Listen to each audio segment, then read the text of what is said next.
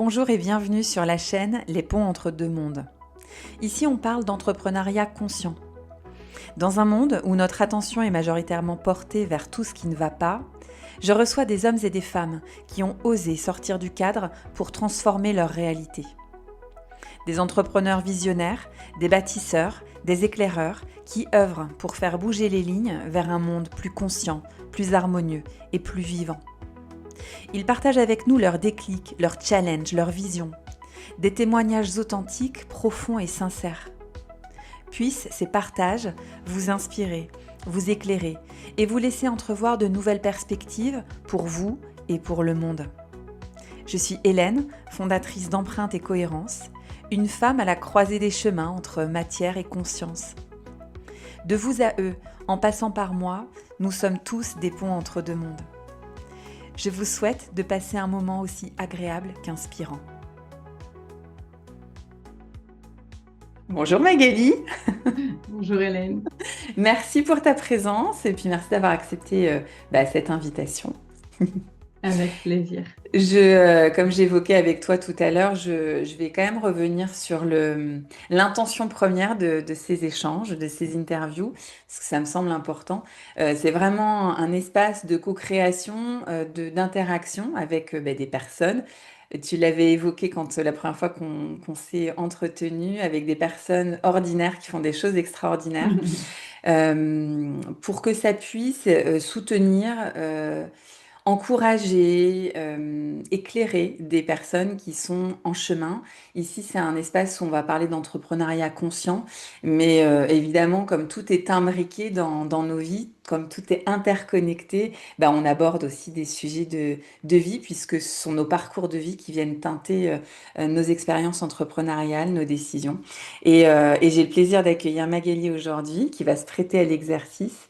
Et voilà, ça promet un moment d'échange très très profond et intéressant.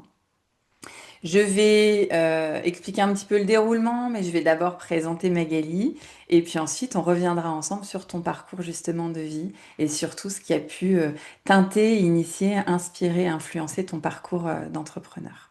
Très C'est bien, OK pour toi? ça marche. C'est parti. Donc Magali, toi tu te dis une enfant typique des années 80 parce que tu es née dans une famille enfin lambda, je reprends tes mots, hein, avec un papa gendarme bien ancré dans ses valeurs patriarcales, ta maman qui était mère au foyer, tu as un grand frère, une petite sœur, et puis chat-chien, enfin bref, le format, on va dire, traditionnel. Tu as vécu dans le sud de la France, au pied des Cévennes.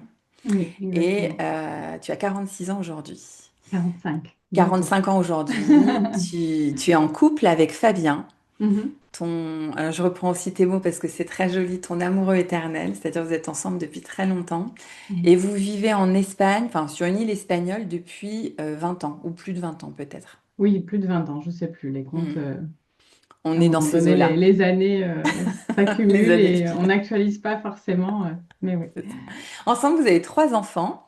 Oui. Que vous avez décidé d'accompagner en mode d'éducation libre, c'est-à-dire que vous avez opté pour le unschooling, donc Oui. les enfants qui ne sont pas scolarisés et pour lesquels vous respectez leur propre rythme en termes d'apprentissage. Mhm. Tu es entrepreneur depuis à peu près 6 ans, Oui. c'est ça, hein, plus ou moins 6 ans.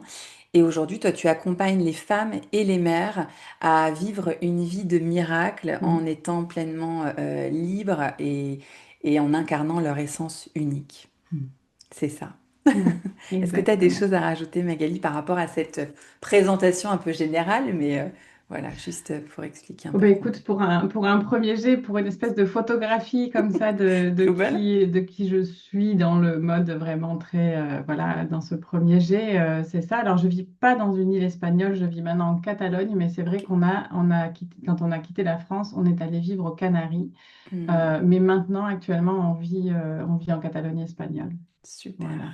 Ok, merci pour les précisions. Donc là, je te propose, puisque les présentations sont faites, qu'on aille explorer un petit peu ton parcours de vie. Et puis on va comme ça remonter la frise chronologique de tes expériences de vie.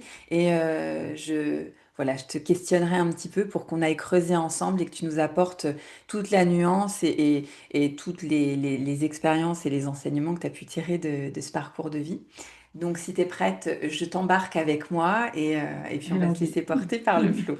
Donc, déjà pour commencer, tu suis un parcours scolaire plutôt traditionnel. Et puis après le collège, tu décides d'entreprendre des études d'esthétique. Tu as fait une année de maquillage professionnel.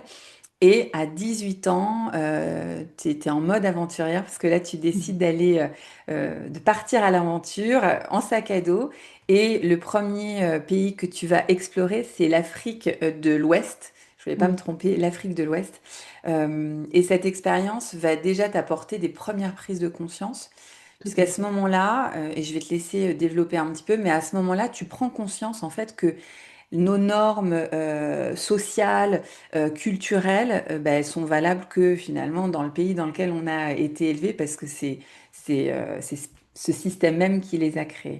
Est-ce que tu peux nous expliquer un petit peu? Alors j'imagine qu'à 18 ans, c'est peut-être pas les mots qui sont venus spontanément quand tu as Mm. pris conscience, mais qu'est-ce qui s'est passé pour toi?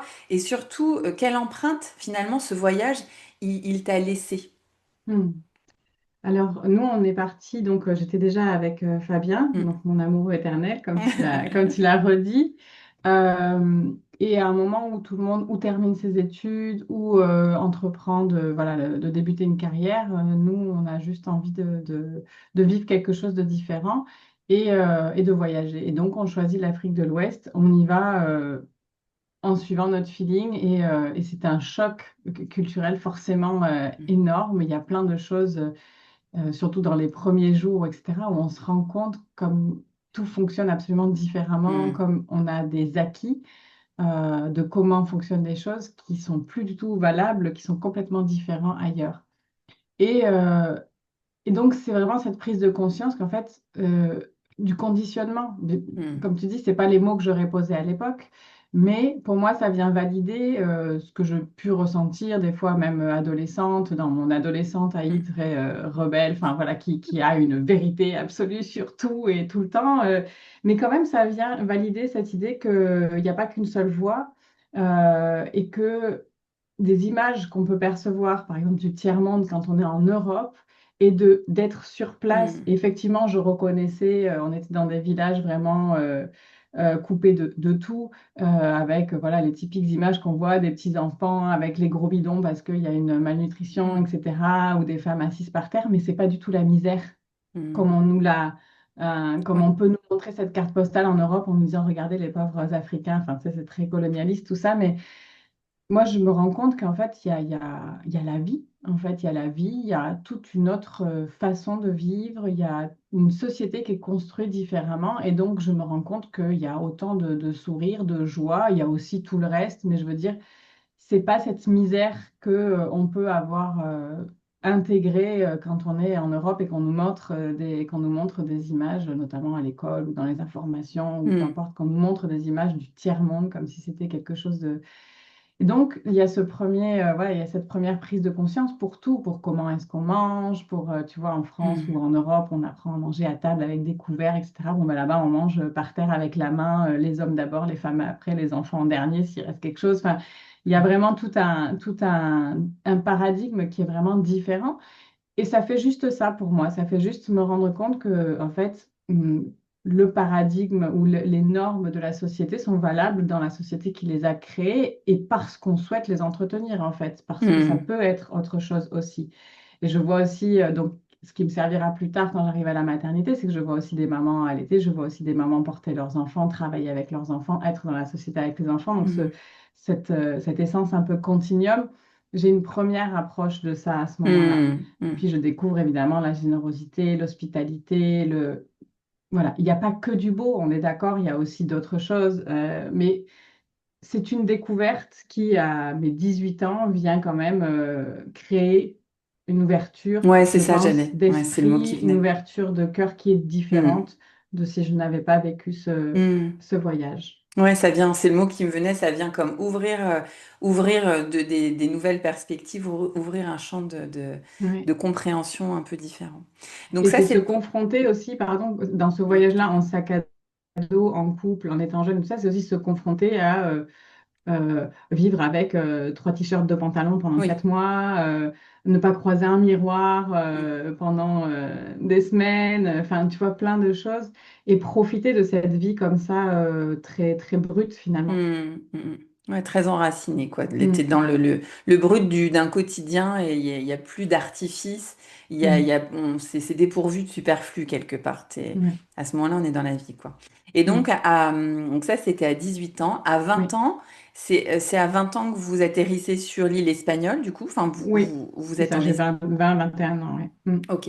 Et de tes 25 à tes 32 ans, tu vas explorer à ce moment-là, là tu rentres dans le monde du travail, puisque tu vas mm, explorer l'univers du luxe et des grands spas de luxe et de la thérapie holistique. C'est là que tu feras tes premiers pas en travaillant d'abord en tant que thérapeute, puis ensuite en tant que directrice d'établissement. Tu vas oui, rencontrer des personnes du monde entier.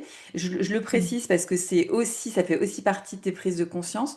À ce moment-là, bon, bah, tu es en contact avec des gens qui ont les moyens, hein, puisqu'on est quand même sur des établissements de luxe.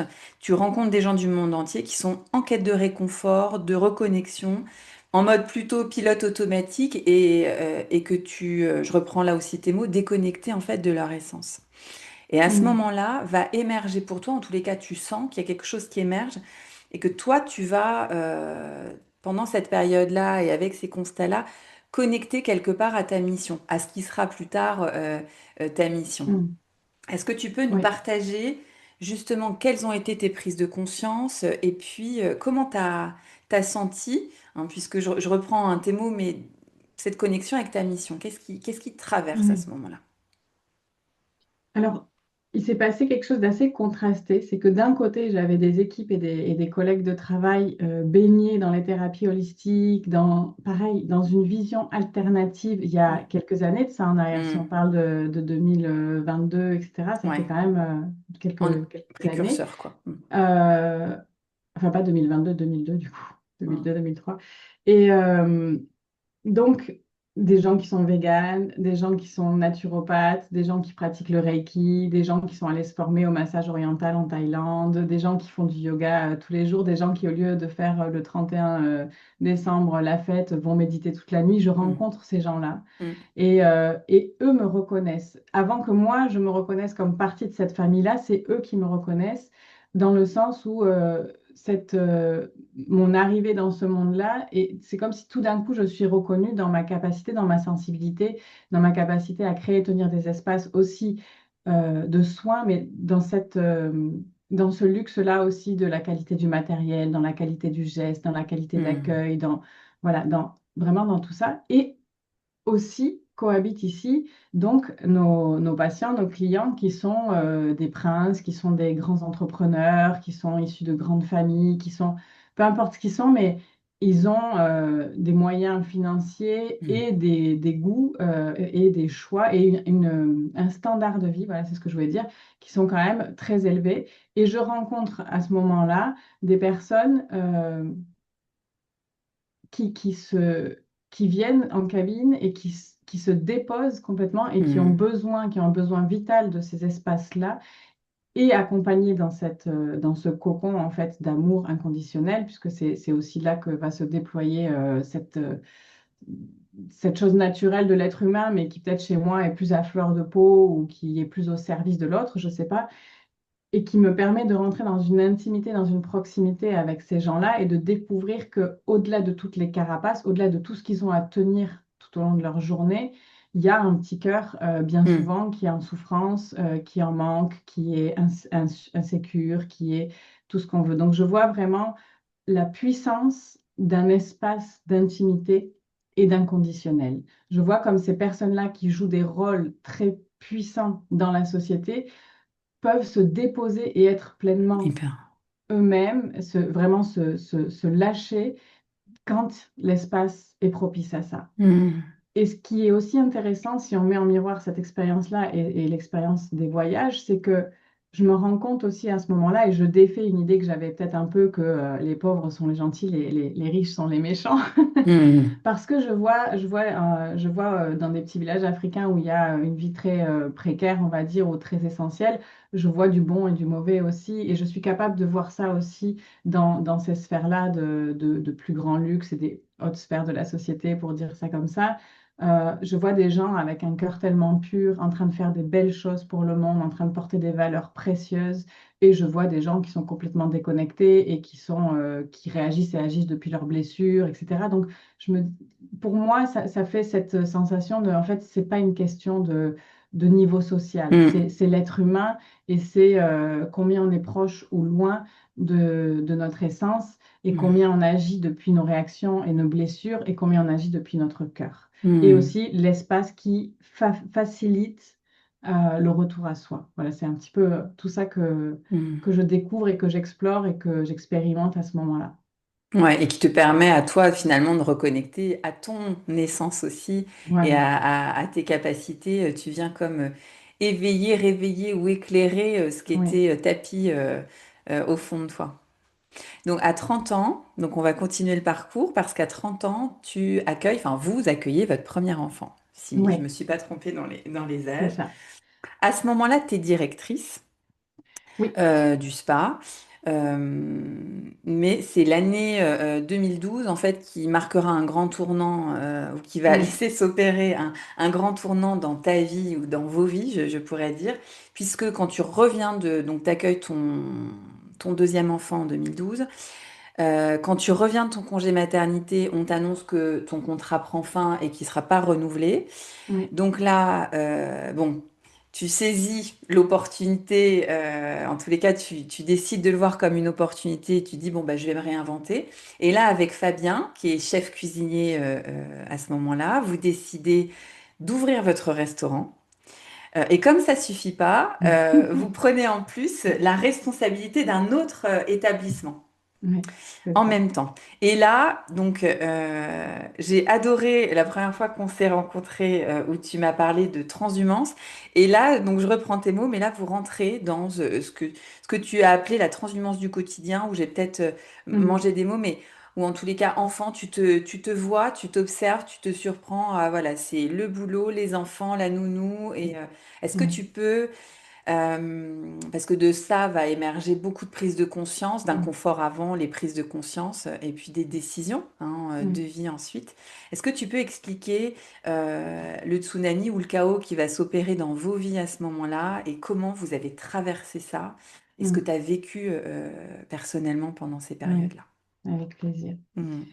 Alors, déjà, je vais faire une liaison entre ces grands hôtels et ces grandes entreprises dans lesquelles j'ai travaillé. Puis déjà, on décide de partir de Barcelone pour venir dans un Mhm. endroit plus petit. Et donc là, je suis directrice dans un hôtel beaucoup plus petit. C'est un hôtel boutique de la Costa Brava. Donc, il y a le même niveau, on va dire, de soins et de qualité, etc. Mais c'est beaucoup plus petit parce que c'est vrai qu'aussi l'exigence. C'est un peu ces grosses industries aussi, parce que c'est une grosse industrie, l'hôtellerie, et donc Mhm.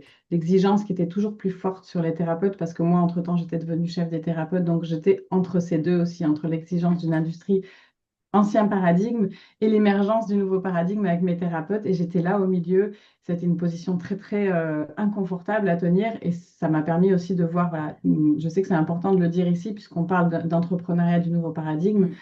d'être au milieu de ces deux mondes Mhm. qui cohabitaient et qui avaient besoin mutuellement l'un de l'autre.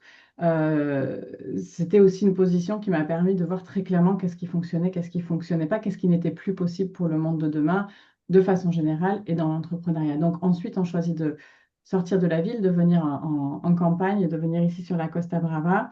Et je travaille en tant que directrice dans un tout petit établissement. Donc c'est beaucoup plus en lien avec mes valeurs. Puis j'ai mon premier enfant. Et là, se réveille en moi donc ce continuum sauvage.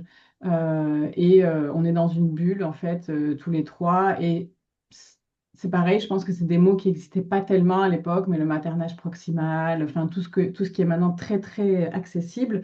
Moi, je l'ai vécu de façon très instinctive, en fait. Et je pense que c'est Mhm. aussi une pépite de nos voyages, etc. C'est-à-dire qu'il n'y a pas de question, répondre aux besoins de mon enfant, c'est juste la chose à faire. Enfin, il n'y a rien Et puis donc, mon deuxième enfant qui arrive, et là, il y a un peu une rupture justement parce que je reviens donc de mon congé maternité, on m'annonce que notre collaboration est terminée. Il y avait eu plusieurs femmes enceintes, il y avait eu plusieurs grossesses Hmm. dans cette entreprise. Il y avait eu donc, voilà, c'est aussi du coup les limites de l'entreprise qui voudrait bien jouer avec les cordes du nouveau paradigme, mais qui finalement, Et oui. face à l'heure de la vérité et sûrement des chiffres et autres, je ne sais Hmm. pas, en tout cas, voilà, finit par prendre des décisions qui sont peut-être plus alignées avec des peurs et des peurs du manque qu'avec l'abondance et l'intention de créer quelque chose de nouveau. Donc, donc je ne continue pas dans le spa. Donc, on prend quelques mois pour atterrir un peu cette idée-là. Finalement, moi, je le vois et je le sens, et c'est pas juste pour manipuler mon esprit, c'est qu'en fait, pour moi, du coup, rester avec mon tout petit, c'est bon, bah, c'est parfait comme ça, quoi. C'est Hmm. très bien comme ça. Et bon, les mois passent et avec Fabien, on décide effectivement d'ouvrir un restaurant dans une petite ville à côté de chez nous. Donc là, on a deux enfants petits, des bébés, quoi, hein, finalement. On prend une entreprise. Mon plus grand fait sa première année d'école, donc de maternelle. C'est pareil, c'est quelque chose qui nous est arrivé un petit peu. On n'était pas prêt à ça, en fait, Hmm. mais par inertie, bon, ben, c'est l'âge d'inscrire ton enfant à l'école, on inscrit notre enfant à l'école. Et donc, on l'inscrit à l'école et donc, on entreprend. Et donc, le matin, quand je te parle de cette transhumance, c'est que j'observe ce mouvement des mamans qui arrivent avec leurs poussettes pleines. 5 minutes après, les poussettes vides repartent dans l'autre sens et tout le Hmm. monde s'en va presque en courant à toutes les activités professionnelles ou autres. Et je me dis, c'est fou, quoi, en fait. Hmm. Ça, ça me semble très mécanique. Tu sais, c'est un petit peu, ouais, ça fait un peu, c'est une danse particulière. Je l'observe tous les jours et j'en fais partie puisque je Hmm. suis moi aussi avec ma poussette pleine. Je dépose mon plus jeune chez la nounou, je vais un peu plus loin à l'école, je le dépose à l'école, je vais travailler. On est Hmm. dans la restauration, donc les timings, ils sont pas forcément hyper clairs. Mais moi, j'ai quand même ce stress que, voilà, il y a une heure où il faut que j'aille chercher mon enfant à l'école. Donc, tu sais, c'est comme tout Hmm. s'enchaîne. On va chercher à l'école, je récupère les enfants, mon plus grand, donc qui est à l'école. Dès que je le récupère, et c'est comme des décharges émotionnelles, alors qu'à l'école, tout se passait très bien, etc. Mais bon, voilà, je le retrouve. Il y a toute une intensité aussi de fatigue et autres. Et on fait ça pendant 2 ans et on entreprend aussi avec une maison rurale parce qu'on a une proposition à ce moment-là d'une femme qui nous propose un lieu magnifique, franchement, enfin, un espace vraiment incroyable et qui nous dit, voilà, je cherche quelqu'un pour le gérer parce que plusieurs raisons, etc. On dit oui. Donc là, on se retrouve avec deux entreprises bébés, deux bébés, et c'est voilà, c'est la descente, c'est la descente dans le chaos le plus profond parce on est épuisé en fait. Hmm. Et on est épuisé et en plus donc particulièrement donc j'ai un enfant, le premier qui est un explorateur né, donc qui ne va jamais avoir en considération de qu'est-ce que c'est qu'une limite et qui va toujours pousser plus loin. Et mon deuxième, qui lui est plus dans un cadre d'hypersensibilité, il est commode nulle part, jamais, ni trop proche ni trop loin, donc c'est beaucoup de pleurs, c'est des Hmm. nuits hyper compliquées. Donc tout ce qui me semblait naturel de maternage et tout ça, là je suis donc acculée vraiment à mes propres limites, Hmm. je n'ai plus de ressources. Et j'ai des enfants en demande et j'ai des entreprises en demande. Et franchement, heureusement que Fabien et moi, on s'aime d'un amour vrai, parce que sinon, je pense que je sais pas, en fait, dans Ouais, le le couple, couple ça n'a explose, jamais quoi. été une Hmm. question. Genre, on se voyait pas ou on se voyait plus, ou quand on se voyait, c'était pour parler de nos entreprises ou de nos enfants, mais l'amour a toujours été là et je pense que c'est ce qui nous a permis voilà, de passer aussi ce cap. Mais dans ce grand chaos-là, moi, je suis épuisée. Je pense que le burn-out parental, ce serait mon diagnostic si à Hmm. l'époque, c'est des mots qui Il y existaient ou avait si eu, ouais. simplement j'étais allée me faire diagnostiquer de quoi que ce soit. Mais j'en peux plus, en fait. J'ai plus de ressources, je dors peu et mal. J'ai l'impression d'éteindre des feux à longueur de temps. Et en plus de tout ça, moi, l'éducation traditionnelle, punition-récompense, que mes enfants soient sages quand je décide qu'ils le soient, c'est pas possible. Hmm. C'est contre nature pour moi. Je suis incapable. En fait, j'aurais voulu mettre ce système-là en place. Je pense que je suis incapable de ça. Donc, en plus, j'entreprends ce cheminement donc de déconditionnement aussi de mon éducation typique des années 80, qui est ce qu'elle est. Enfin, je veux dire, voilà, Hmm. pas besoin de s'étaler là-dessus. On sait tous d'où on vient et ce que la société à ce moment-là a créé en termes de parentalité, en termes du couple parental aussi, dans Mm. ce patriarcat vraiment euh, immature et malade. Donc, il y a toutes ces pièces-là de mon enfance soi-disant parfaite qui viennent se Mm. mettre en évidence. Et donc, j'entreprends comme un mode un peu comme un dernier cri, comme un dernier souffle, j'entreprends ce travail de l'ombre en profondeur et j'y vais avec toute mon âme. C'est un peu aussi la nuit noire de l'âme. Enfin, je ne sais pas quels mots, posez les mots que vous voulez, Mm. mais en tout cas, le chaos le plus total. Je nage dans ce chaos le plus total avec les plus belles intentions du monde. Mais voilà, c'est ce qui se passe pour moi à ce moment-là. Et forcément, cette période-là de ma vie est un cadeau pour moi actuellement, bah déjà parce que ce que ça m'a permis de découvrir de moi, ce que ça m'a permis aussi de comprendre de l'être humain. Dire qu'à partir du moment où on découvre que le pire et le meilleur cohabitent à l'intérieur de soi, Mm. je pense que ça assit une humilité vraie qui, euh, qui est au service maintenant de mes clients, de mon entreprise, de mes enfants, je veux dire, qui est au service de ma vie. C'est Mm. juste, voilà, reconnaître que il n'y a pas de bonnes et de mauvaises personnes, il y a des carences, il y a des douleurs, il y a de la violence, il y a de la violence systémique aussi. Voilà, donc à ce moment-là, je suis quand même en mode, je vois tout ce qui n'existe pas, tout ce qu'il n'y a pas, je fais ce travail de l'ombre, je me forme aussi donc forcément en parentalité ou plus en parentalité, je me forme à guérir les blessures primaires, donc Mm. je me forme aussi pour m'accompagner dans Comprends. mon propre Ouais. cheminement et en Oui, développement puis de l'enfant en parallèle. c'est Enfin voilà, à ça. ce moment-là, j'absorbe tout ça. Tu mets des mots sur des mots Mm, de façon à pouvoir reconstruire quelque part un mode d'accompagnement et d'éducation qui est plus organique pour toi, parce que mm, tu es quand même très connecté à tes sensations. Quand tu parles de déconditionnement, c'est parce que dans ton corps, mm, enfin que tout ton corps te montre à ce moment-là que c'est pas OK en fait. Ce mm. fonctionnement-là, pour toi, il est pas OK. Donc en 2017, donc ça quand même, ces Oui, expériences, elles viennent nourrir ce qui sera demain, enfin la façon dont demain tu décideras d'accompagner les femmes. Parce que oui. tu as cheminé, enfin tu as traversé ce chemin-là, tu as ressenti ça et tu es en capacité ensuite d'accueillir ces femmes et de les recevoir et de les accompagner à elles-mêmes se révéler quelque part. Mm. Qu'en 2017, vous accueillez votre troisième enfant. Voilà. Et là aussi, je reprends tes mots parce que c'est important. Tu sens au fond de toi que c'est déjà le dernier enfant et puis que c'est l'enfant de la confirmation. Mm, Parce que à ce moment-là, tu as une évidence de contribution qui naît quelque part en toi. oui. Et c'est grâce à l'arrivée ou la confirmation de cet enfant qui va venir allumer le fait que oui, tu as vraiment envie d'accompagner les femmes et les mères par Mm, rapport à tout ce que tu as traversé, à révéler leur essence. Donc mm, pendant les 2 premières années de vie de ton fils, tu vas comme poser les briques, c'est-à-dire que tu mûris ce qui deviendra en 2019 Tierra y Madre. Hein, c'est mm, un espace que tu crées pour ces femmes et ces mères qui ont décidé de reconnecter à leur puissance créative. Donc, une communauté espagnole mm. à ce moment-là. Est-ce que tu peux nous raconter justement le processus qui se vit de l'arrivée de ton premier enfant pendant les 2 premières années, entre le moment où tu sens cette évidence et où tu décides de passer le cap de la création de ton entreprise? Mm.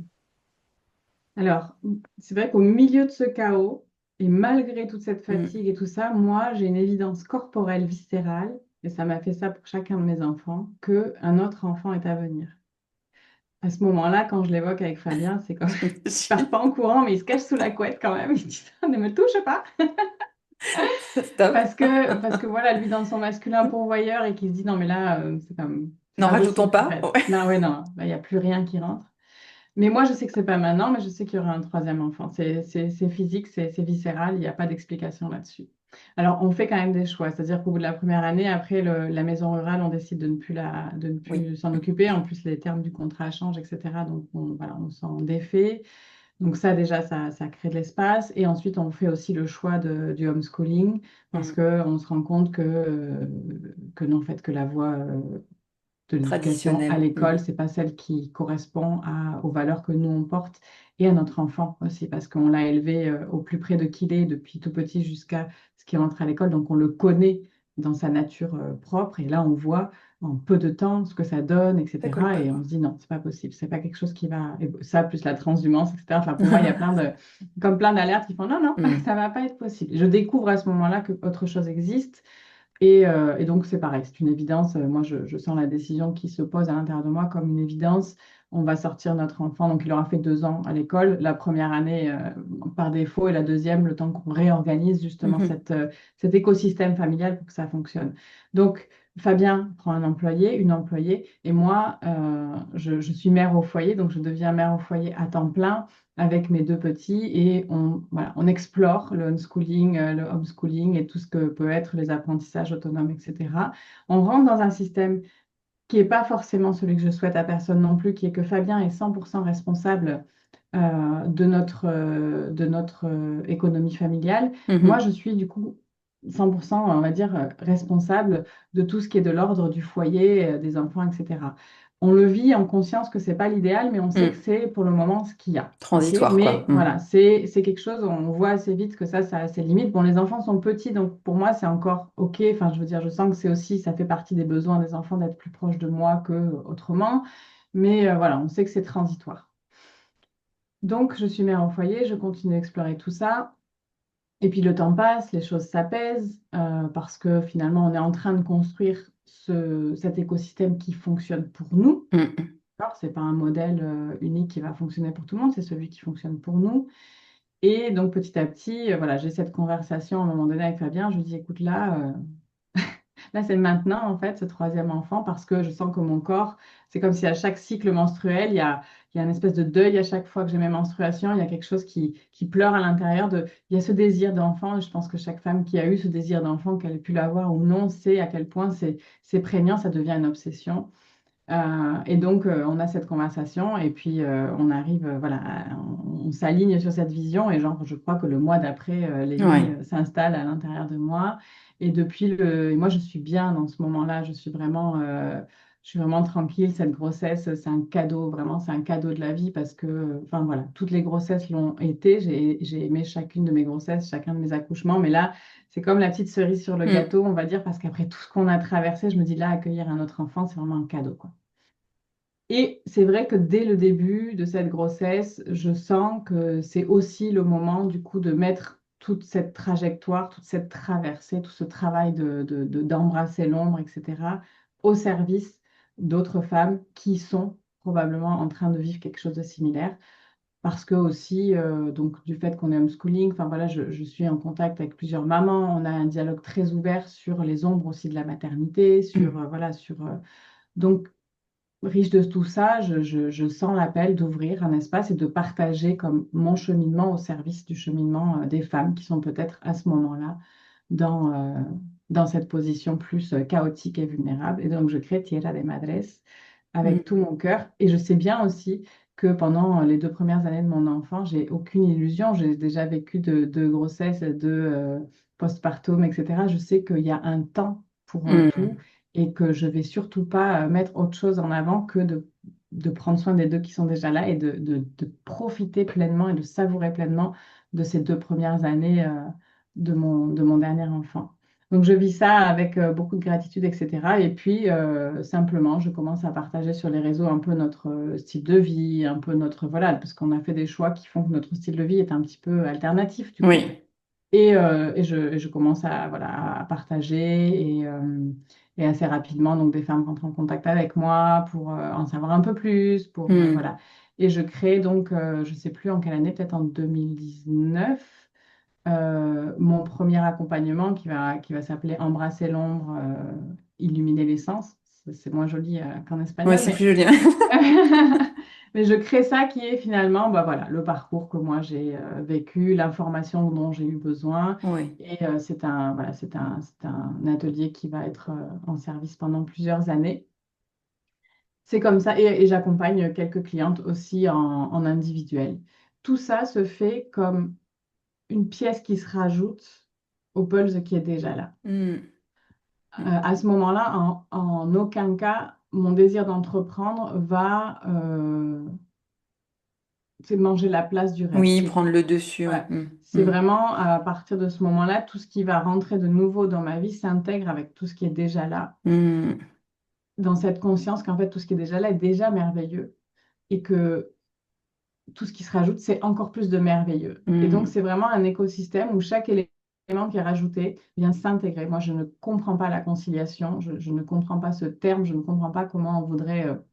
voilà, pour moi, c'est de l'intégration, c'est un Mm. écosystème familial qui fonctionne pour tous. Et donc, Tierra de Madres vient s'intégrer S'intégrer comme ça. Mes dans votre... partages sont des partages voilà, spontanés. En plus, les réseaux sociaux à l'époque, c'est quand même autre chose. Donc, il y a comme, je sais pas, il y a un peu plus d'humanité peut-être, de Mm. proximité. On est plus du toi à toi. Enfin, et c'est comme ça que ça se passe. Donc, j'ai mes premières clientes en individuel, j'ai l'expérience en ligne de ce processus, Mhm. et ça se fait petit à petit. Et en 2020, tu te formes au coaching Oui. énergétique. Et là, tu joues, tu vas Mm. découvrir ton côté multidimensionnel et puis tu vas jouer avec les lois de la manifestation consciente. Mm. Euh, mais tu es toujours beaucoup sur le travail de l'ombre, comme tu l'évoques, et des blessures. Et donc, tu dis que cette année-là, tu as un moment de bascule. Oui. C'est-à-dire que là aussi, je reprends tes mots, mais tu vas décider, donc tu vas nous expliquer un petit peu plus comment s'est passée cette bascule et ce qui t'a traversé, mais tu vas décider de t'apporter un amour radical. Mm. Ouais. Oui, Donc, parce que donc déjà, je me forme au coaching énergétique en partie par curiosité et par passion, en partie, je pense, parce que mes accompagnements sont de l'ordre, enfin, je suis assez autodidacte finalement dans mon processus. En même temps, en étant maman homeschooler, c'est un petit peu la moindre des choses, j'ai envie de mm, dire. Mais voilà, donc j'ai envie d'asseoir un petit peu cette posture peut-être d'accompagnement, de professionnaliser un petit peu mes espaces. Et puis c'est vrai que j'ai de l'appétence euh, pour voir cette autre facette, c'est-à-dire que pour moi, le travail de l'ombre, c'est une facette, puis la manifestation consciente, c'est l'autre, c'est vraiment les deux facettes d'une même médaille. Parce que malgré tout le processus, malgré que je mets mon processus au service des autres, il y a des blessures plus proches, c'est-à-dire que j'ai pas été la mère que j'ai voulu tout le temps. Je mm, sais qu'il y a aussi des choses dans mon... Enfin, ça a été douloureux, en fait, le chaos, on peut le poétiser, et c'est très mm, beau, et c'est nécessaire, mais ça fait mal aussi. mm, Donc, j'ai eu besoin de jouer avec les lignes du temps, déjà. J'ai eu besoin d'aller réparer dans le présent des douleurs qui restaient comme euh, encore existantes à l'intérieur, puisque tout ça cohabite à l'instant présent. Donc, je découvre et j'expérimente que à chaque moment, à chaque instant présent, on a cette capacité de voyager dans le temps et de bouger les lignes du temps. Et mm, j'adore ça. mm, J'adore ça parce que je l'expérimente comme quelque chose de tellement libérateur. Et c'est pas que visualiser ce que je veux créer, c'est dans un premier temps, c'est aller faire du bien là où ça fait encore du mal. Donc c'est vraiment euh, apporter de la lumière aussi mm, dans tout ce qui reste, qui accroche encore. Parce que finalement, tout ce qui reste et tout ce qui accroche encore, c'est ce qui empêche une plus grande lumière mm, de naître. Et donc, je vais jouer avec ça de nouveau, premièrement avec moi. Je vais vraiment m'amuser à voir qu'est-ce qu'il est encore possible de faire. Et je l'expérimente comme tellement libérateur. Je gagne tellement d'énergie. Et à ce moment-là, je décide qu'effectivement, euh, de ne plus m'abandonner. Ça, c'est ce qui vient au moment où je le vis. Je me rappelle très bien, c'était en plein été, j'étais assise sur un banc, j'avais écouté une méditation avant.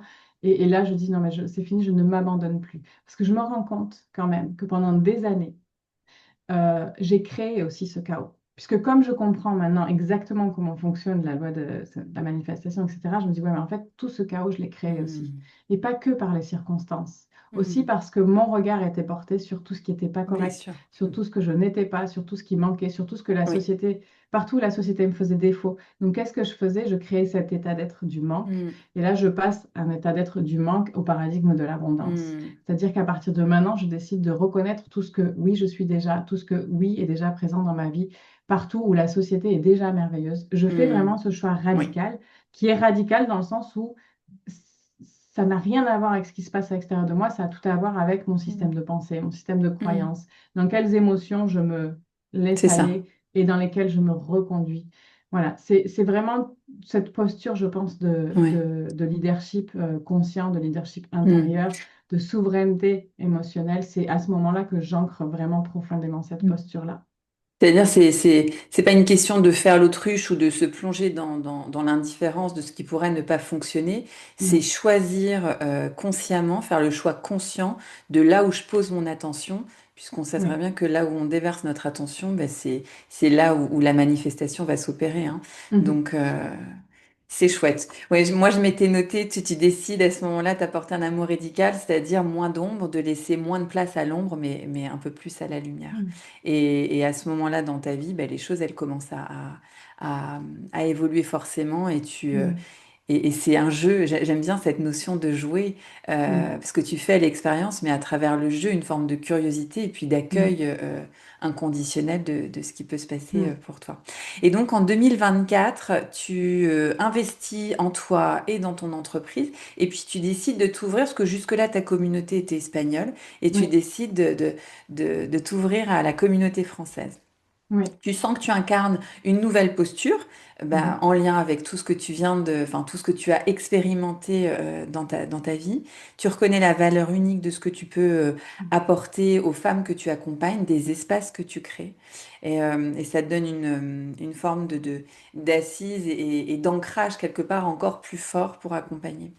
Et tu construis, mais ça tu nous l'as déjà évoqué tout à l'heure, tu construis ton succès de façon organique et Oui. écologique. Et j'ai adoré justement quand tu as dit, tout ce que je fais doit s'intégrer dans tout ce Mhm. qui est déjà là et que Oui. tu as façonné en fait et qui convient. Donc Magali, aujourd'hui, quelle femme tu te Mhm. sens être, quelle femme tu es, ouais, comment tu te sens? Bien, c'est vrai que dans ce jeu de la manifestation, j'ai aussi retrouvé un petit peu une âme d'enfant, aussi une âme de l'innocence qui croit que tout est possible. Hmm. Et ça, je crois que ça a permis de libérer encore plus cet amour inconditionnel qui a toujours été là, hein. On a vu, ça m'a toujours accompagnée. C'est ce qui Hmm. m'a finalement toujours permis d'être qui je suis. Je pense que c'est qui je suis profondément. Et de voir aussi, de m'émerveiller, de voir combien cette libération reflète sur toute ma réalité, combien la relation avec Fabien, qu'on a vu, a été quand même une relation solide, qui a Hmm. traversé pas mal de tempêtes. En toutes ces années de vie, forcément, il y a des choses qui bougent et qui bousculent, et combien elle devient encore plus merveilleuse. En fait, je sens qu'il y a une certaine maturité chez moi, vraiment, voilà, 45 ans, il y a une certaine maturité, une certaine sérénité, un ancrage finalement dans le tout est parfait, le meilleur reste à Hmm. venir. Ça fait partie de mes croyances. J'en parle souvent avec mes clients. Je leur dis, moi, je crois ça. Donc à partir de là, en fait, ils continuent d'avoir des moments challengeants, ils continuent d'avoir des défis. Mais vu que ma croyance est ancrée, en fait, ce qui s'est passé, et ce que j'aime expliquer aussi à mes clientes, c'est que pendant plusieurs années, je me suis, entre guillemets, combattue contre un pilote automatique que je n'aimais pas parce que il était basé sur, voilà, sur une société, sur, bon, bref, sur tout ce qui était pas bon pour mon essence.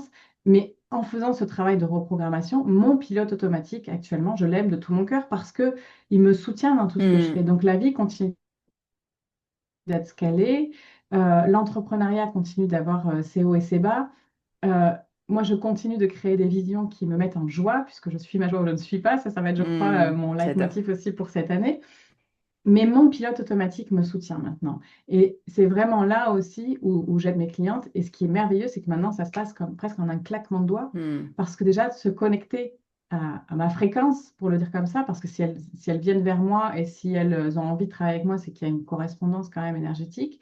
Le fait de se connecter à mon énergie, et évidemment, on va regarder les petites choses du quotidien, etc., avec elles, mais ça les fait grimper comme Hmm. d'un niveau aussi à l'intérieur d'elles-mêmes. Et, et au final, on en arrive à cette conclusion de qu'est-ce qu'il peut y avoir encore de plus merveilleux parce que c'est ce qu'elles vivent du coup dans leur réalité. Donc, qui je suis moi maintenant? Ben, je suis toujours maman de trois enfants, heureusement, Hmm. et avec joie, avec des enfants qui sont maintenant grands aussi. Ça, c'est quelque chose, je pense que cette maturité. Puis il y a aussi le fait que voilà, mon plus grand, il a 14 ans, il va avoir Hmm. 15 ans cet été. Donc, ça m'émerveille de les voir grandir. J'adore, moi, cette période de Mm. l'adolescence. Je pressentais que j'allais aimer, mais vraiment, je trouve ça vraiment merveilleux. Donc, je profite pleinement de mes enfants qui grandissent. Mon dernier, donc le petit qui a 8 ans cet été, là, dans pas longtemps. Donc, tu vois, on passe aussi au niveau de cette maternité, on passe aussi un autre cap. Mm. Et donc, je sens que voilà, les choses continuent de s'intégrer. Mon entreprise continue de grandir de façon organique. J'apprends aussi à ne pas lui mettre de pression parce que c'est Mm. vraiment un projet de cœur. C'est vraiment, euh, ouais, c'est vraiment une histoire d'amour. Donc, ces derniers temps, par exemple, j'ai fait le choix de prendre cet été un travail d'été parce que je me suis rendu compte combien aussi la pression. En fait, moi, Mm. je ne veux pas reproduire ce que j'ai vécu à différents moments dans l'entrepreneuriat, que ce soit quand nous, on a entrepris ou quand j'étais au service de l'entreprise des autres, que l'ancien paradigme et les codes de l'ancien paradigme et le paradigme du manque viennent entacher Mm. le beau projet de cœur que moi je porte. Mm. Donc, si c'est pas, enfin voilà, moi j'ai pas vécu un succès fulgurant. Euh, j'ai vécu un succès qui a grandi dans la mesure de ma disponibilité, dans ma Oui. disponibilité de cœur, dans ma disponibilité énergétique, dans ma disponibilité de temps, et je suis OK avec ça. Je suis vraiment d'accord avec ça. Et là, ces derniers temps, je sentais que la pression économique venait comme bouger certains Mm. fils et activer certains mécanismes que moi, j'étais pas du tout. Tu vois, c'est comme je peux pas élever mes enfants en punition récompense, je peux pas faire grandir mon entreprise avec autre chose que tout mon cœur et toute mon âme Oui. et cette façon-là. Donc, ça sera comme ça ou ça sera pas. Tu vois, c'est Mm. vraiment cette position radicale. Et ça fait vivre des choses forcément quand après avoir été dans l'entrepreneuriat à 100% pendant X temps, on se dit Mm. je vais prendre un travail. Donc forcément, ce travail d'observation interne, d'intelligence et de maturité émotionnelle, il est en continu. Et ça, Mm. c'est aussi quelque chose que j'ai à cœur de partager parce que, euh, parce que je pense que c'est la réalité pour Mm. beaucoup et que peu importe le niveau de succès, peu importe le niveau d'épanouissement, en fait, il n'y a pas de moment où où cette, euh, où ces polarités-là ne vont pas coexister. Ouais. Et ça, ça invite aussi forcément, enfin, ça éveille la capacité à être en mesure de remettre en question ce qu'on croyait vrai, juste et valable. Tu vois, je suis entrepreneur à 100% et de se dire que, OK, là, dans ce que je suis en train de vivre intérieurement, et parce qu'il y a une nécessité économique, parce qu'on est dans ce monde matériel aussi et que c'est une réalité, on, Hmm. on en a besoin aujourd'hui même pour réaliser nos projets. C'est une énergie dont on a la nécessité bah, d'être en capacité de dire, OK, je fais ce choix-là, ça s'intègre dans ton écologie personnelle et puis dans ta façon. Enfin, c'est une ouverture quelque part aussi. Ouais. Euh, Et puis ça vient, tu vois, comme je te disais tout à l'heure, le moment où, par exemple, Fabien était 100% responsable hum, financièrement, puis moi, hum, on a décidé que ça, c'était pas, ça allait pas être notre oui. norme. Donc, en fait, depuis l'année dernière, ce qu'on a manifesté avec Fabien, c'est diversifier nos revenus. Hum, Lui n'est plus du tout 100% en charge de l'économie. Il y a mon entreprise, il y a un travail que lui fait aussi, il a transformé, il a réinventé aussi sa profession, donc il est au service différemment. On a ouvert comme une petite entreprise entre deux, on accueille des chiens chez nous. Tu vois, c'est le ok. truc. On n'y pense pas. Et ben nous, Ouais. on est nounou de chiens. Famille d'accueil Ouais, pour famille chien. Ouais, d'accueil pour génial. chiens. Et on adore ça. Et tu vois, Hum, ça, pour moi, ça a été l'exemple incroyable de dire, moi, c'est comme ça que je veux que l'argent oui. arrive chez moi. C'est que je veux que ce soit bon pour moi, que ce soit bon pour mon écosystème Hum, général. Mes enfants, ils adorent ça. On adore ça. Les maîtres des chiens qui viennent, ils sont super contents. Donc, oui. c'est que du bon partout. Moi, c'est ça que je veux. Donc, si Hum, mon entreprise, elle commence à avoir pas du tu vois, des espaces de contraction où je oui. dois forcer les choses, ça m'intéressera plus.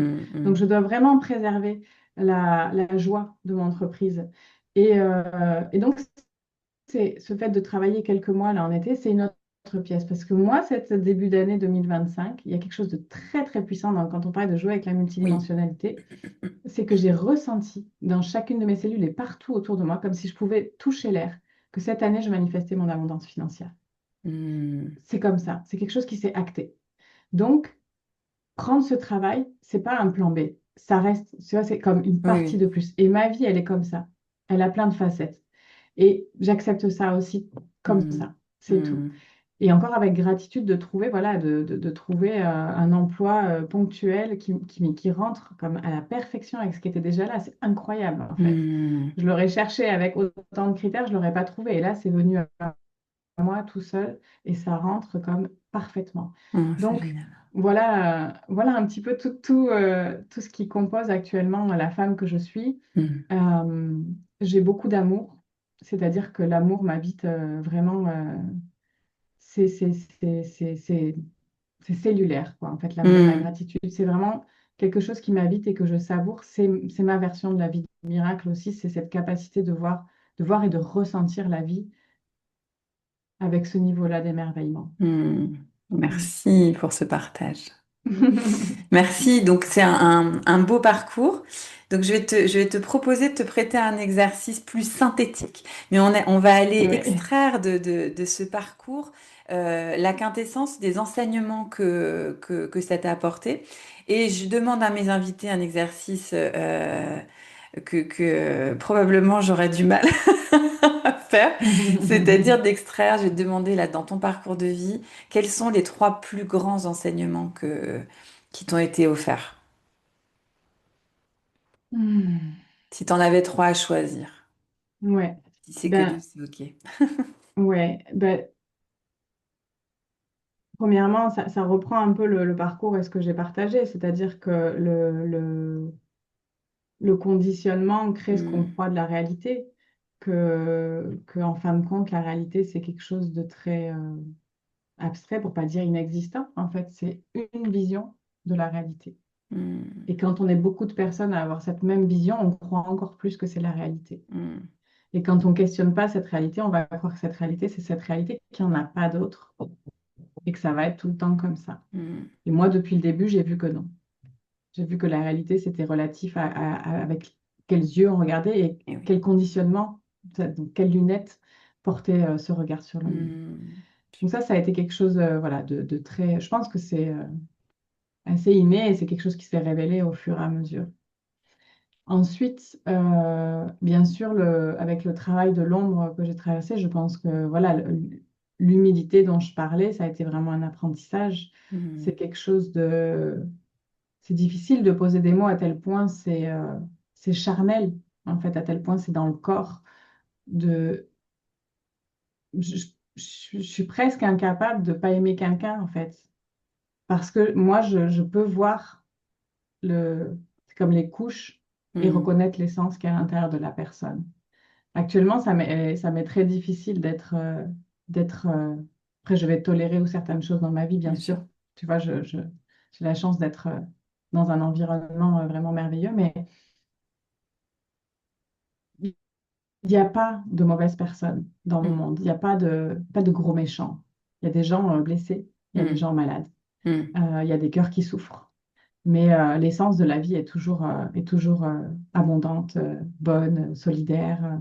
Donc, ça ancre ma foi aussi dans mon travail, dans mes espaces, dans ma vie en général, parce que avec cette conviction-là, bah, j'ai la foi que tout est possible aussi. hmm. Ouais, génial. Mm. Magnifique. Et troisième, qu'est-ce que je pourrais dire? Je sais pas. Bah, la troisième, c'est que définitivement, Euh, on est maître de notre propre bateau.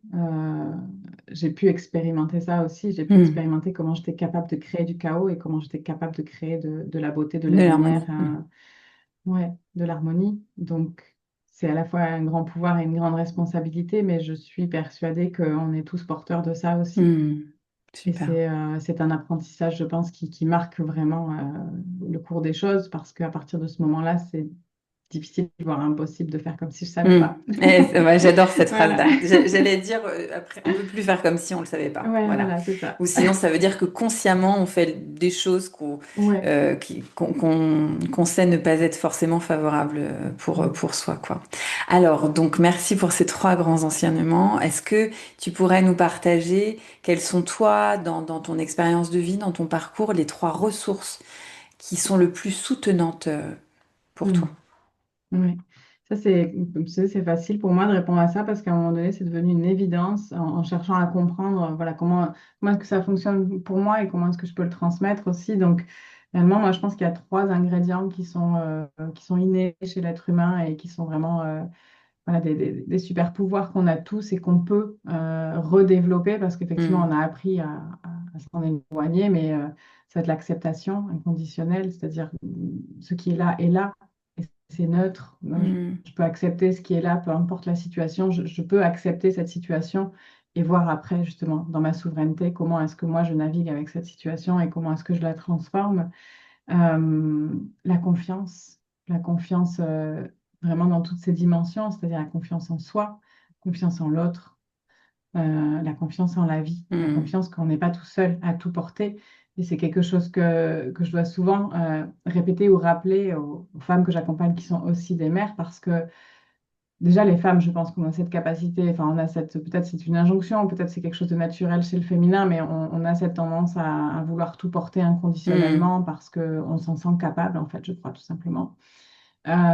Et chez les mères, c'est encore plus vrai parce qu'on a l'impression que toute la ligne du temps de nos enfants dépend du jour où on aura dit oui ou non, où on aura un peu crié, où on n'aura pas Hmm. répondu à la demande, comme si le monde, la vie de nos enfants en dépendait. Moi, à un moment donné, j'ai dû juste décharger ça et dire, en fait, si je crois en ma puissance personnelle, si j'y crois vraiment, alors je suis obligée de croire en la puissance personnelle de chacun de mes De mes enfants. enfants, oui, bien Et sûr. si j'ai confiance en la vie pour moi, je suis obligée d'avoir confiance en la vie pour mes enfants aussi, de Hmm. dire, voilà, moi je sais euh, tout ce que je peux apporter, qui je peux être avec eux, mais Hmm. voilà, Ouais, c'est une il y forme a cette d'autorisation. confiance, Ouais, voilà, il y a si cette je m'autorise, confiance moi.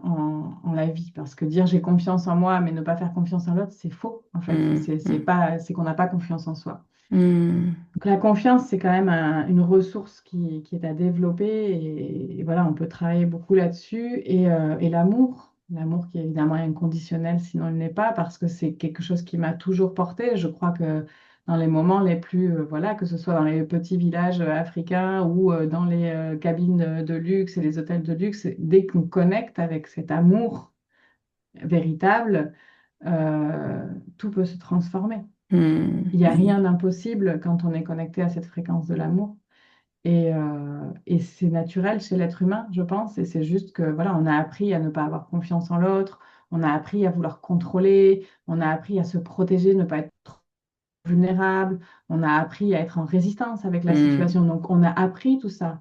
On nous a appris à être en résistance, on nous a appris à ne pas avoir confiance, on nous a appris à protéger notre amour, on ne va pas donner notre amour au premier venu. Enfin, je veux dire, Oui, oui. euh, Une donc forme de c'est méfiance et de peur de... ouais. Et moi, ce que je me dis, c'est que si demain je perds tout, maison, famille, santé, si je possède et si ces trois ressources-là sont développées, ça va aller. Hmm. En Ouais. échange, si je perds tout et que j'ai pas ces ressources développées et que je suis encore dans la réaction, alors ça va pas aller. Hmm. C'est sûr. Voilà. Donc ça, ce serait un peu mes Magnifique. trois Les trois ressources ressources. internes Hmm. que je crois qui sont vraiment soutenantes pour moi. En tout cas, ça l'a été. Hmm. Et quelles sont tes trois valeurs fondamentales, comme des piliers de vie ou un socle sur lequel tout repose, où tu peux te reposer? Ouais. Bah, de nouveau, je pense qu'il y aura l'amour. C'est quelque Hmm. chose qui m'habite à tous les étages, hein, vous l'aurez compris. Ensuite, la liberté. C'est vrai que c'est quelque chose.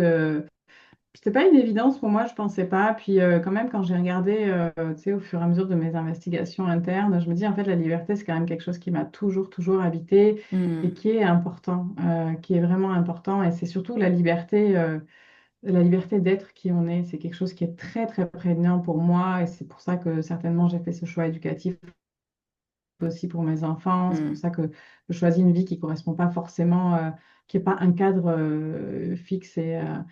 Parce que cette liberté d'être qui l'on est, c'est une valeur pour moi fondamentale. Hmm. Et du coup, après, forcément, la souveraineté.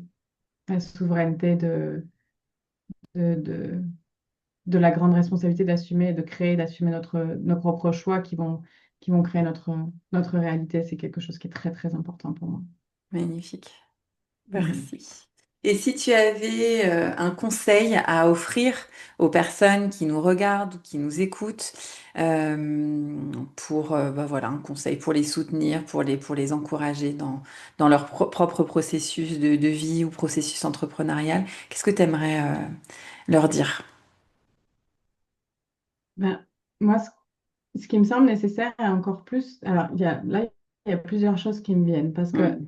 l'humilité que moi j'ai expérimenté, il me semble que c'est fondamental et encore plus avec ce jeu un peu des réseaux sociaux, etc., où c'est quand même tout très marketing, veuille pas, ça sert à ça aussi. Enfin, donc, euh, reconnaître ça, pour moi, l'humilité, ça a deux facettes. Tout a toujours deux facettes chez moi, je crois. Mm. Mais il y a vraiment l'humilité dans j'occupe ma place entièrement. Parce que si personne d'autre le fait, il n'y a personne d'autre pour le faire. Mm. Je suis unique par essence. Donc si moi, je porte pas mon message, si moi, je porte pas ma lumière, si moi, je porte pas ma mission, si moi, je... personne d'autre va le faire. Donc Mm. moi, je trouve que ça fait partie de l'humilité de le faire pleinement. Mais j'occupe ma juste place aussi dans le sens où je m'occupe de ce qui est dans mes mains entièrement. Et de nouveau, je ne vais pas sauver le monde ou je ne vais pas porter le monde sur mes épaules.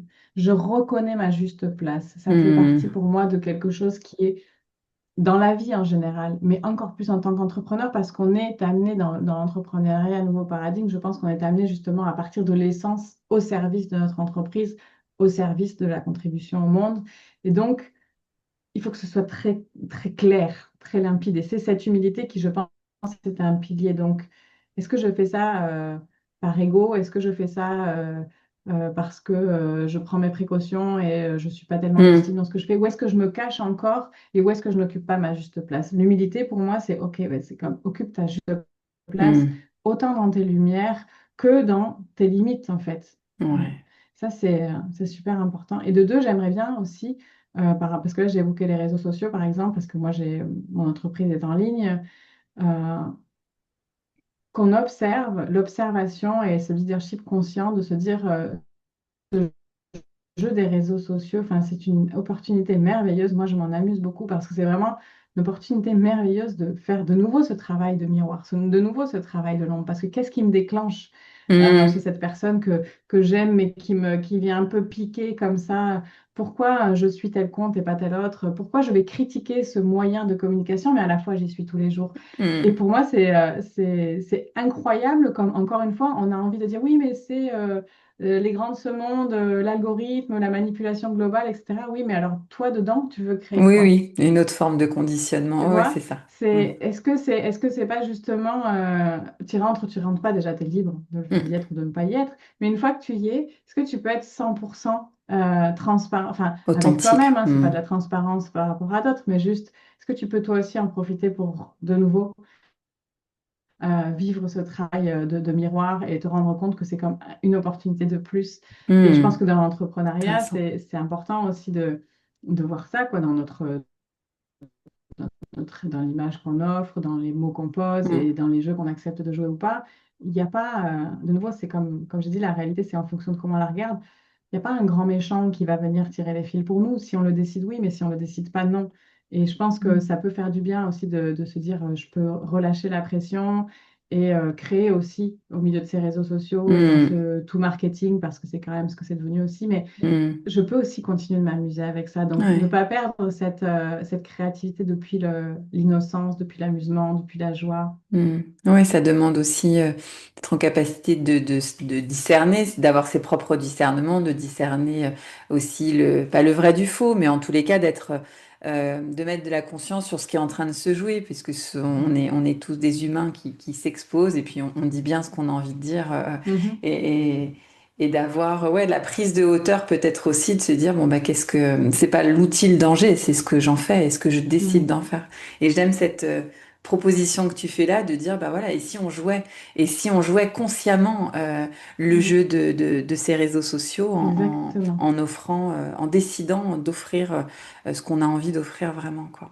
Mhm. Donc merci pour cette ce partage là et Et j'ai dernière une petite oui dernière dis-moi chose, excuse-moi, au niveau des conseils, c'est quelque chose que j'ai pas oui parlé, mais qui a toujours été présent aussi pour moi. Je l'ai un peu évoqué tout à l'heure quand je parlais de ma cliente qui se connecte à mon énergie. Je trouve que c'est tellement important aussi en tant qu'entrepreneur, d'autant plus, mais peu importe ce qu'on traverse, de se brancher à une certaine fréquence Mm. et notamment à travers d'un cercle de personnes qui ont peut-être déjà traversé ce que moi je suis en train de traverser ou sont dans le même, ont Mm. une même valeur ou une valeur commune ou une vision commune. Parce que on construit l'extraordinaire. On construit ce qui n'existe pas encore, ce qui n'est pas ordinaire, c'est-à-dire que mon environnement proche, là, il n'est pas forcément branché à ça. Donc, Mm. il n'a pas forcément la compréhension de ce que moi je vis, de comment je le vis. Et moi, ça a toujours été quelque chose qui, quelque part, qui propulse, ou en tout cas qui, voilà, qui permet aussi, Qui a c'est été comme la soutenant. doula un peu, Mm. tu vois, c'est cette figure de doula qui est là, qui crée un cercle, Mm. et, qui crée un cercle pour que ce qui doit se passer se passe. Mm. Et c'est ce qui se passait aussi quand je prenais soin de mes clients dans les hôtels, et c'est ce qui se passe, c'est ce que je passe pour mes clients, c'est cet espace qui donne ce bain protecteur, ce bain d'amour inconditionnel qui permet. Mm. Donc, euh, le nouveau paradigme d'entreprise, c'est probablement ça aussi. C'est-à-dire que si on se reconnaît unique, il n'y a aucune raison d'être en compétition, en comparaison. Au contraire, peut-être qu'on Mm. peut vraiment renverser les choses au plus on se rapproche les unes des autres, les uns des autres, Mm. dans une même optique, dans une même Oui, c'est valeur. Et ça. je pense que Une direction dans commune. l'entreprise aussi, au plus grand, quand voilà, on a des employés, j'ai écouté ton podcast où tu parlais, je trouve que c'est exactement ça aussi. En Mm. fait, c'est où est le talent de chacun et comment ce talent de chacun mis au service d'une même optique, Exactement. d'une même vision peut vraiment, ouais, genre, créer des miracles. Ah non, mais complètement, complètement. Mm. Donc là, j'entends plusieurs choses dans ce que tu es en train d'évoquer. C'est la notion de vigilance par rapport à l'environnement dans lequel on va baigner. Est-ce que c'est un terreau fertile quelque part à mon expansion, à mon développement, ou est-ce que ça me tire plutôt vers le bas? Tu as beaucoup parlé de la puissance des cercles, en tous les cas, quand on avait eu notre premier échange, Mm. de justement d'aller connecter avec des gens qui ont une vision commune, en tous les cas, une énergie qui va pouvoir nous porter, nous apporter, nous soutenir. Euh, Mhm. et puis oui, ce regard qu'on peut porter si on se réconcilie avec sa multidimensionnalité ou toutes ses facettes, d'être en capacité d'accueillir l'autre comme il est et de se dire que justement bah, nos singularités alchimisées peuvent donner un cocktail absolument fabuleux, quoi. Et donc Mhm. du coup, sans transition, je vais te demander à Mhm. toi de nous partager, si tu veux bien, la vision de ce qu'est pour toi l'entrepreneuriat conscient. Voilà, si tu avais une définition, une Mhm. vision à nous offrir, ce serait laquelle? Ben, ce qui me vient tout de suite, c'est que l'entrepreneuriat, finalement, si on le déconditionne complètement, c'est la nature humaine, en fait. Parce que Mm. si on se replonge dans un système un peu plus archaïque ou continuum, euh, entreprendre quelque chose, c'est comme l'élan naturel. C'est un peu comme Mm. l'apprentissage chez les enfants, où c'est vraiment pas quelque chose qu'on a à forcer ou qu'on a au contraire, c'est juste le permettre, le laisser être. Et je pense qu'on est des êtres entrepreneurs, en fait, finalement, et que le salariat, le patronat, etc., c'est des cases créées par un système industriel qui est juste obsolète, qui, comme pour moi, n'existe plus, en fait, n'est pas voué à perdurer. Ça a été une transition dans notre histoire humaine, et puis, genre, on peut passer à autre chose. Donc, ma vision pour l'entrepreneuriat et de façon plus générale pour le monde, moi, je pense que si on a une mission, tu sais, il y a beaucoup de trucs sur chercher ta mission de vie, Oui. quelle est ta mission de vie, etc. Moi, je suis vraiment absolument, fondamentalement convaincue que notre mission de vie, c'est comme la seule et l'unique, c'est d'exprimer pleinement qui on est par essence. Mm. C'est qu'est-ce qu'on est venu faire d'autre que ça? Je ne trouve pas de réponse, tu vois. C'est Mm. à part ça, qu'est-ce qu'on est venu faire? Et faire confiance que lorsqu'on fait ça, alors on va être en contribution, alors on va être dans la prospérité, alors on va être Ouais. dans ce bien-être, dans ce flot. Je pense que, enfin, imagine, là, on repeint le monde et chacun laisse tomber tout ce qu'il est en train de faire et va juste en recherche de son essence et dans l'expression la plus pure et plus puissante de son essence. Franchement, en un claquement de doigts, on change le monde. Mm. Je Moi, pense que c'est radical.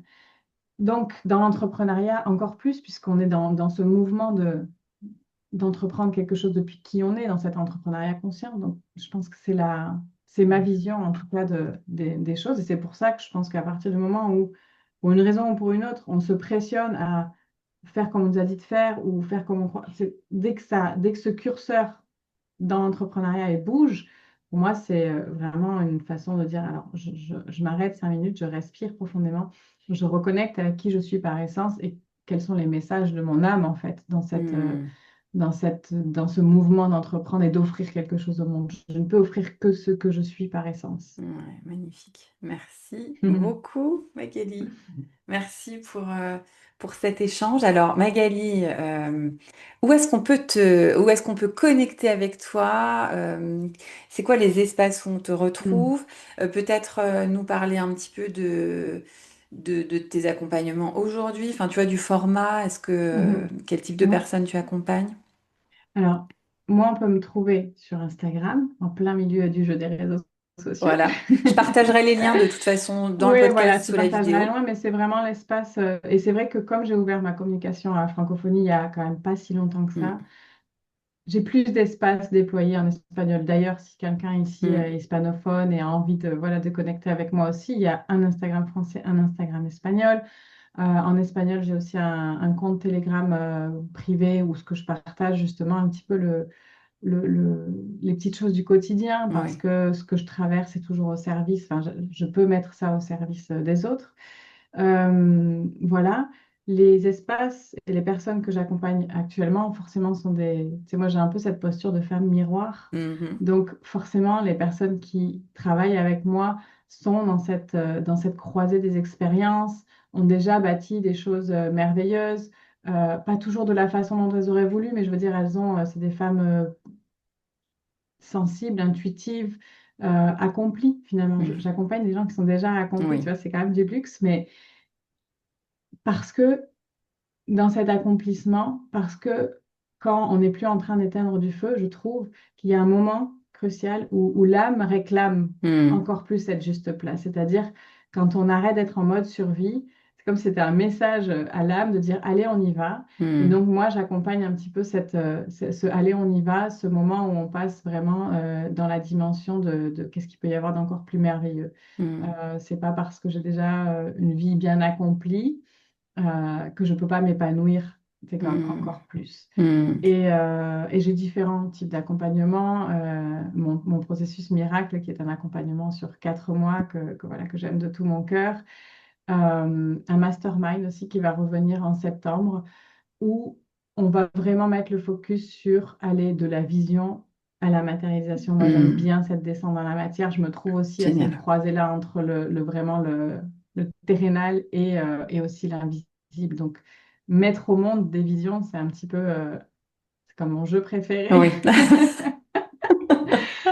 Et donc, le faire en cercle aussi, donc en Mm, chouette. mastermind, avec un groupe réduit de 6 femmes. Voilà, je trouve que ces espaces-là sont tellement riches Hyper et je suis puissant. tellement à Ouais. ma place. Donc, c'est tellement cohérent pour moi de créer des espaces comme ça.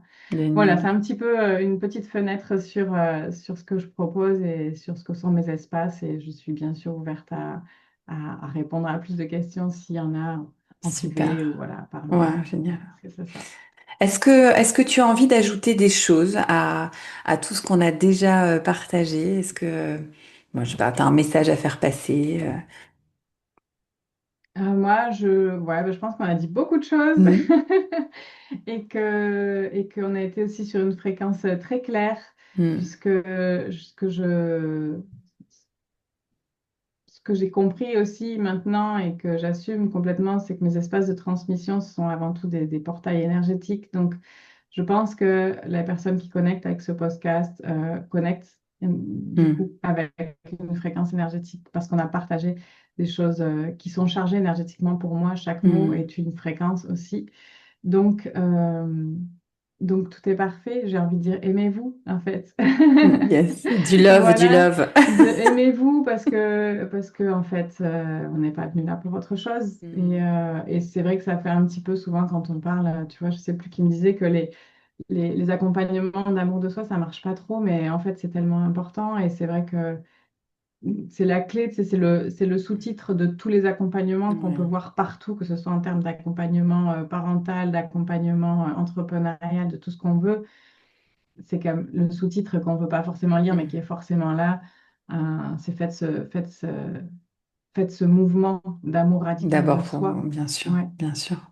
Merci beaucoup. Ouais. Merci pour la profondeur de ces échanges, pour tout ce que tu nous as, toutes les clés que tu as pu nous délivrer au travers de ta propre expérience, de ton propre parcours. J'ai été ravie de cet échange-là. Moi Et aussi. donc, ben, je souhaite à toutes les personnes qui nous ont regardées ou qui vont nous regarder, nous écouter, d'avoir été nourries, en tous les cas, de cet échange-là. Merci à tous pour votre confiance. Merci à toi, Magali, pour ta confiance. Et puis, ben, à très bientôt. Avec plaisir. À bientôt. À bientôt. Merci d'avoir partagé ce moment avec nous. J'espère que cette vidéo vous a plu. Pour nous soutenir et booster notre visibilité, vous pouvez vous abonner à la chaîne, nous faire vos retours et suggestions en nous laissant un commentaire sous cette vidéo et bien sûr partager l'interview à toutes les personnes qui ont besoin d'entendre son message. À très bientôt pour un nouvel épisode Les ponts entre deux mondes. Des parcours d'entrepreneurs inspirants vers un monde plus conscient.